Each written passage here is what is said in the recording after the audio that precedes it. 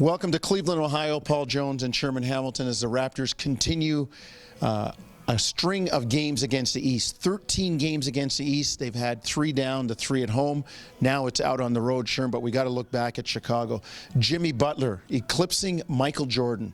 40 points in the second half. He really turned it on the Raptors, and that fourth quarter defense by the Bulls holding Toronto to only 40%.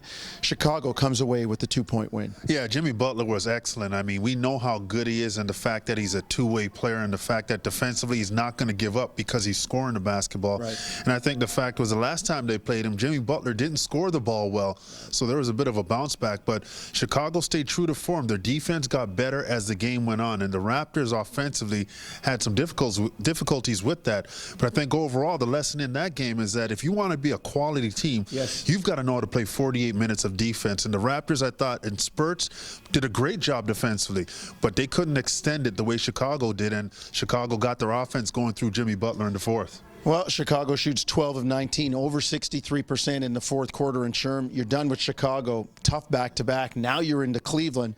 LeBron James and the Cavs atop the East and getting healthier. Yeah. Kyrie Irving did not play in the last matchup in Toronto where the Raptors won. It's one of those back-to-backs, very difficult, and you know Cleveland's looking to jump on them early. Yeah, and having seen Kyrie play a couple of times, he looks like he's back and he's ready to go. He's got that same quickness.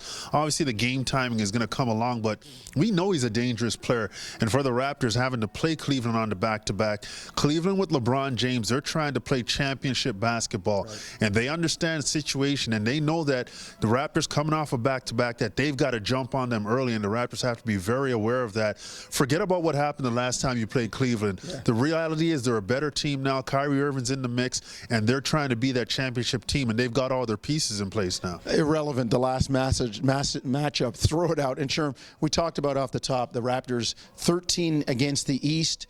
Part of a long, critical road trip when you think about it. These 5 games ending with the 5th game happening in London, England against the Orlando Magic.